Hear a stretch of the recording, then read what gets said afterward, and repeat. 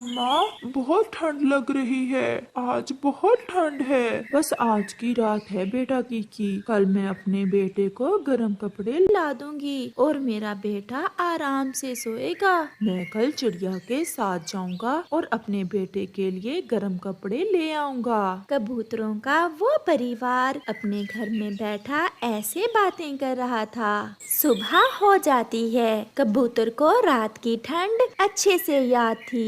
कबूतर समय जाया किए बिना चिड़िया के पास जाता है। चिड़िया बहन, आज रात हम सब ने बहुत मुश्किल से गुजारी है। बहुत ठंड थी। चलो हम कहीं से अपने लिए गर्म कपड़े लेकर आते हैं। परंतु कबूतर भैया, हम गरम कपड़े लाएंगे कहाँ से? हम तोते के पास जाते हैं। उसके पास पिछले साल के गर्म कपड़े पड़े होंगे। हम उससे ही पुराने कपड़े ले आते हैं। ये ठीक है, हम ऐसा ही करते हैं।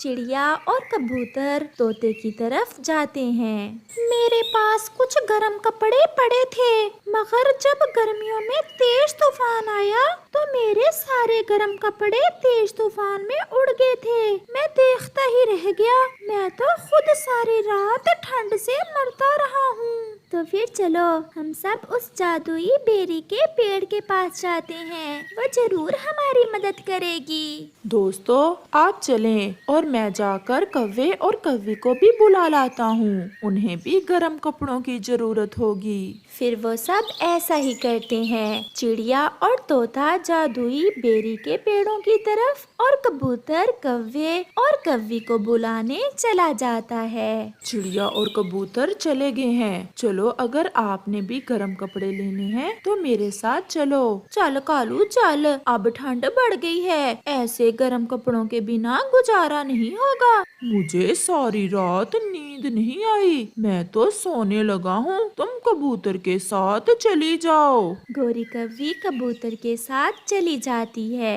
कबूतर भैया, यही है ना वो दोनों जादुई पेड़? हाँ हाँ चिड़िया बहन, बेरी के 2 जादुई पेड़ यही हैं। चिड़िया, क्या ये पेड़ हमें गर्म कपड़े दे देंगे? क्या आप सब गर्म कपड़े लेने आए हैं? मैं तो गर्म कपड़ों का पेड़ नहीं, मैं तुम्हें सोना और चांदी दे सकता हूँ। अगर आपको गर्म कपड़े चाहिए तो वो सामने वाले दूसरे पेड़ के पास जाएं। चिड़िया, चलो हम सब उस दूसरे पेड़ के पास जाते हैं। कितने पागल हैं ये पक्षी, सोना और चांदी छोड़कर गर्म कपड़ों वाले पेड़ के पास जा रहे हैं। चलो गोरी बहन, रुक क्यों गई हो? हमें देर हो रही है। ठहरो, मुझे इस पेड़ से कोई बात करनी है। पेड़ जी, क्या हम सोना चांदी और गर्म कपड़े दोनों चीजें नहीं ले सकते?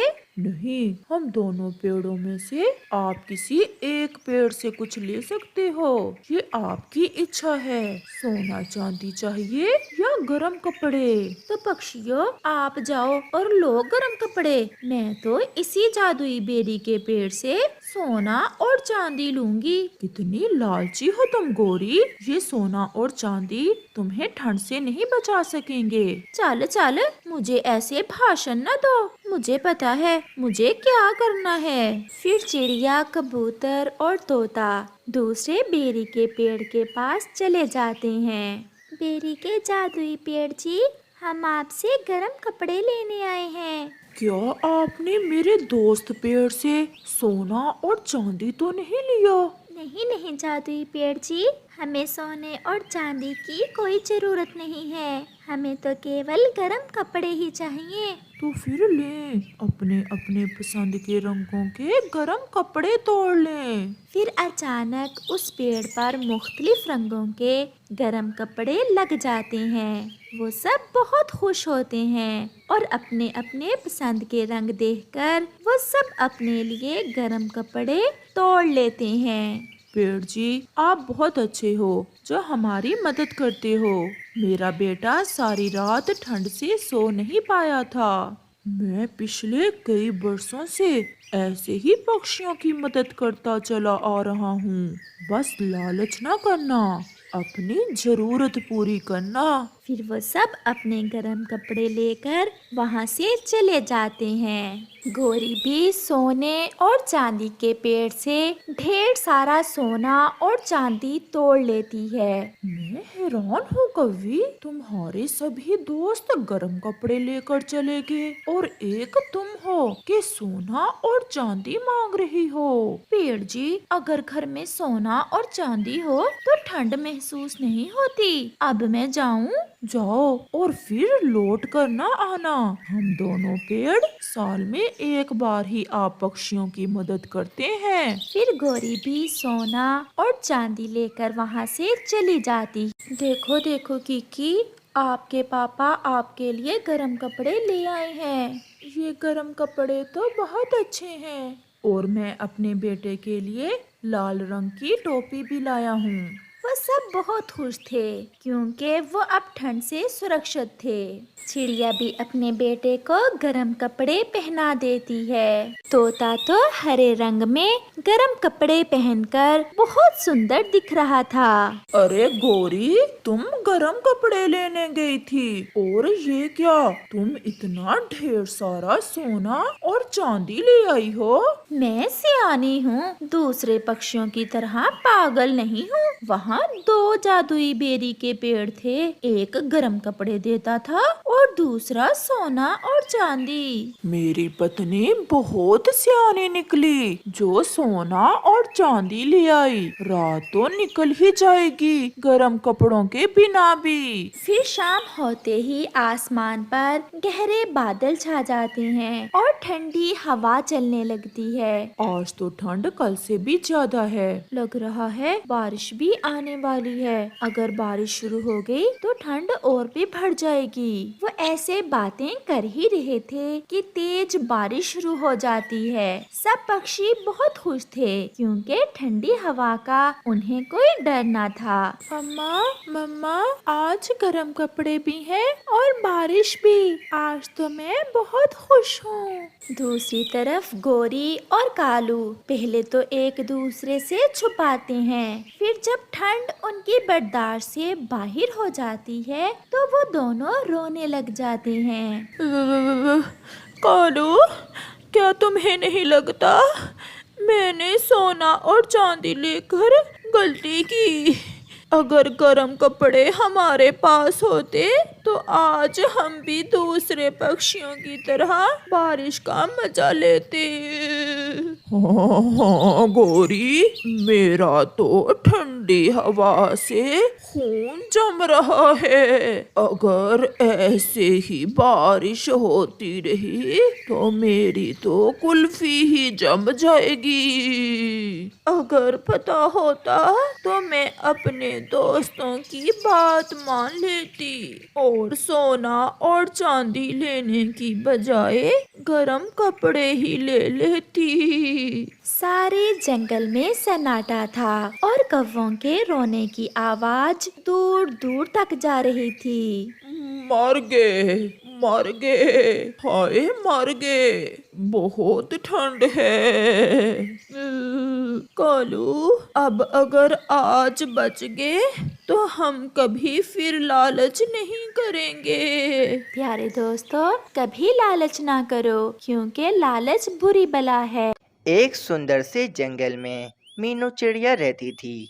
मीनू चिड़िया के 2 बच्चे थे, मोमल चिड़िया और सोनू चिड़िया। परंतु सोनू चिड़िया और मोमल चिड़िया दोनों जुड़वा बहनें थीं, जिस कारण वे दोनों हम शक्ल थीं।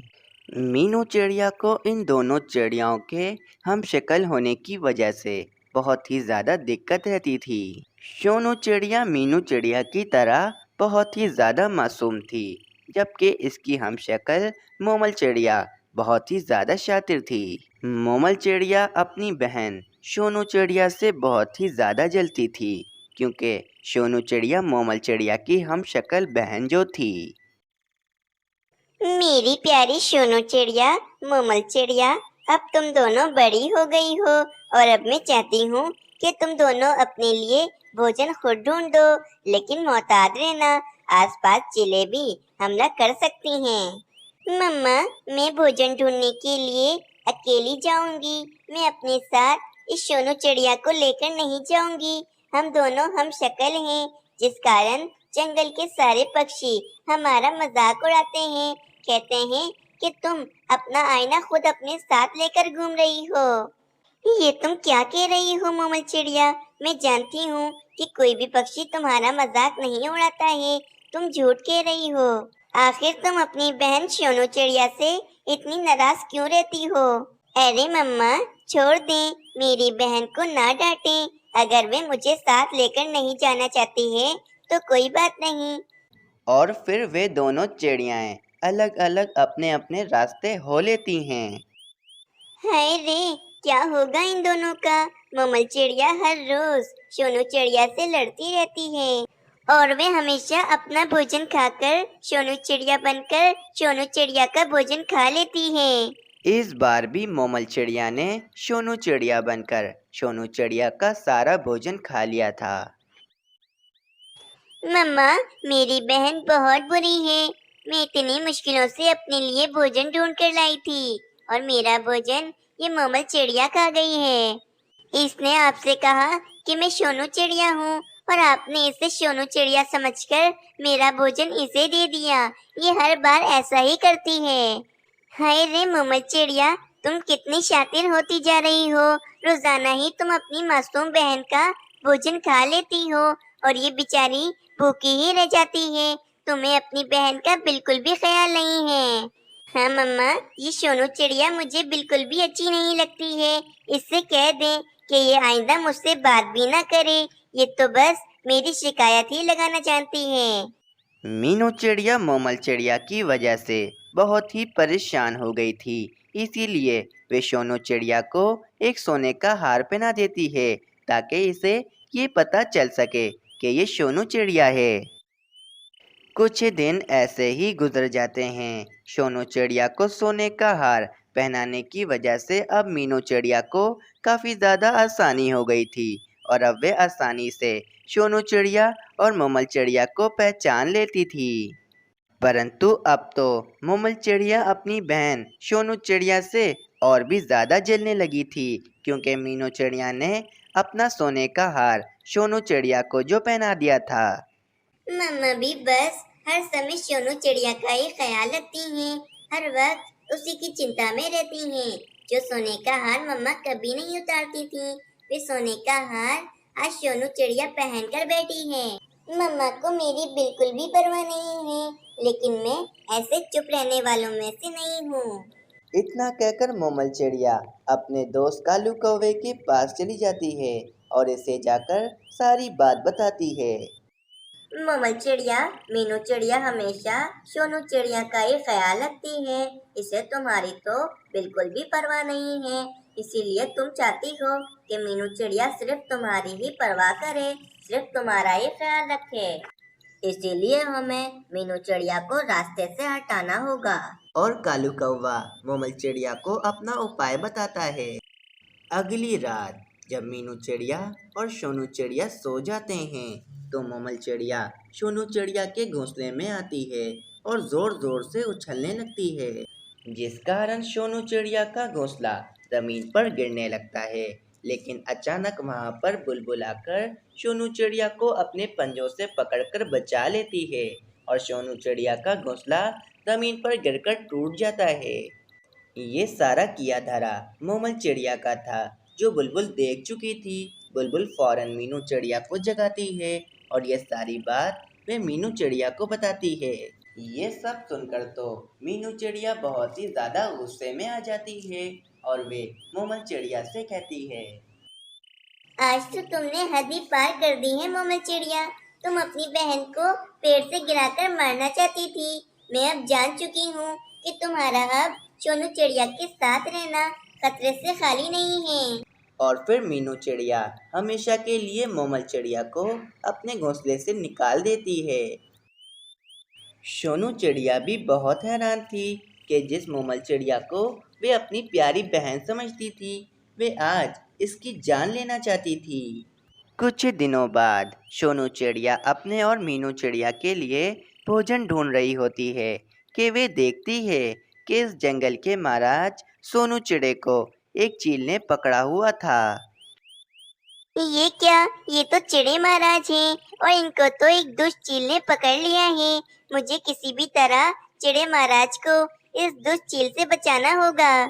और फिर सोनू चिड़िया एक बड़ा सा पत्थर उठाकर लाती है और उस चील के ऊपर फेंक देती है, जिस कारण वे चील काफी ज्यादा जख्मी हो जाती है और वे चिड़े महाराज और सोनू चिड़िया वहां से भाग जाते हैं।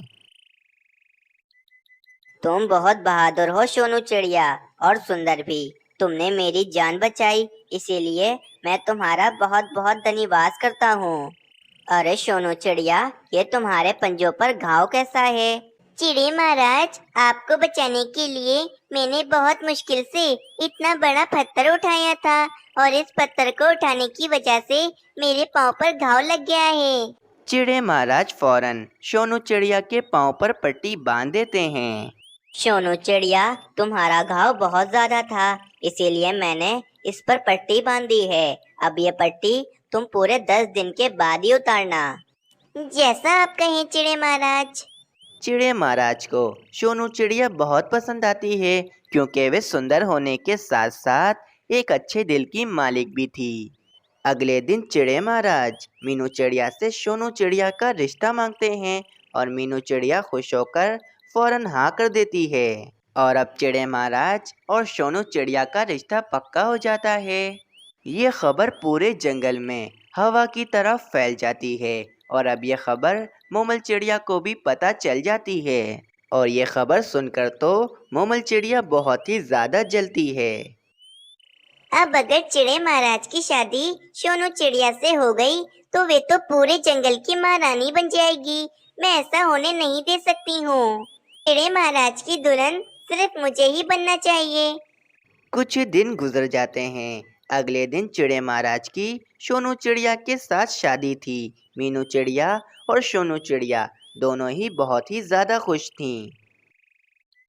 रात हो जाती है। मोमल चिड़िया सोनू चिड़िया के घोंसले में आती है और वे सोनू चिड़िया के गले में से वे सोने का हार उतारकर वहां से चली जाती है। अगली सुबह जब मीनू चिड़िया देखती है कि सोनू चिड़िया के गले में हार नहीं होता, तो वे इसे मोमल चिड़िया समझकर इसे अपने घोंसले से निकाल देती है। और थोड़ी ही देर बाद मोमल चिड़िया वे सोने का हार पहनकर सोनू चिड़िया बनकर आ जाती है। दूसरी तरफ सोनू चिड़िया बहुत ज़्यादा उदास हो जाती है कि अब वे आखिर ऐसा क्या करे कि वे हार सोनू चिड़िया को वापस मिल जाए। शादी के लिए मंडप भी तैयार हो चुका था। चिड़े महाराज भी बहुत ज़्यादा खुश होते हैं। मीनू चिड़िया मोमल चिड़िया को सोनू चिड़िया समझकर चिड़े महाराज के साथ शादी करने के लिए मंडप में बिठा देती है। शादी होने ही जा रही थी कि वहाँ पर सोनू चिड़िया आ जाती है। रुक जाओ, ये शादी नहीं हो सकती है, क्योंकि सोनू चिड़िया मैं हूँ और ये जो दुल्हन बनकर सोनू चिड़िया बनी बैठी है, ये सोनू चिड़िया नहीं बल्कि ये तो मोमल चिड़िया है। मम्मा, इस मोमल चिड़िया ने रात को मेरा सोने का हार चुरा लिया था। परंतु मीनू चिड़िया इसका यकीन नहीं कर रही होती है। अरे हाँ हाँ मम्मा, ये झूठ बोल रही है, मैं ही सोनू चिड़िया हूँ। आप इस मोमल चिड़िया की बातों में मत आए।